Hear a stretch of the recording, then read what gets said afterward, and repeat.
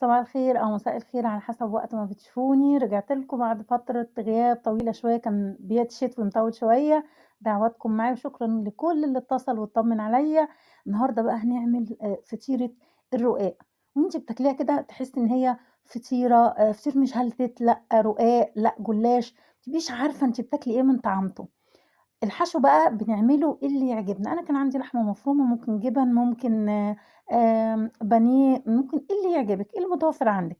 يالّا بينا نشوف إحنا هنعمله إزاي. أولًا ده رقاق بلدي معمول في البيت، بيتعمل بطريقة مختلفة عن الرقاق بتاع الفطاطري، بيبقى تخين شوية والشوربة لازم تبقى مغلية ونوطّي عليه ونسقيه. أمّا الرقاق البيتي يا دوب نغلي الشوربة ونعينها من على النار ونبتدي إن إحنا نسقي الرقاق، وده محطوط له الرواق ده محطوط له كوباية لبن ومحطوط له معلقة بيكنج باودر وفلفل أسمر ومحيّقة الشوربة كويس.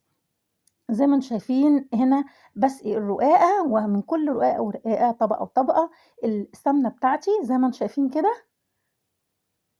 وهابتدي إن أنا أحط من فوق الوش معلقتين قشطة، دي بقى بتبقى في منتهى الجمال، طعمها خطير. وهابتدي بقى بعد كده إن أنا أحطها في الفرن. إن شاء الله الفيديو عجبكم، ولو عجبكم يا ريت تعملوا لايك وشير واشتراك في القناة وما تنسوش تفعلوا الجرس. بصوا بقى حاجة كده عظمة. بصوا بقى تحسي إن هو كريسبي وطري من جوه وفي نفس الوقت الطعم بتاعه في منتهى الجمال. يا رب يعجبكم إن شاء الله. حاجة كده آخر طعم.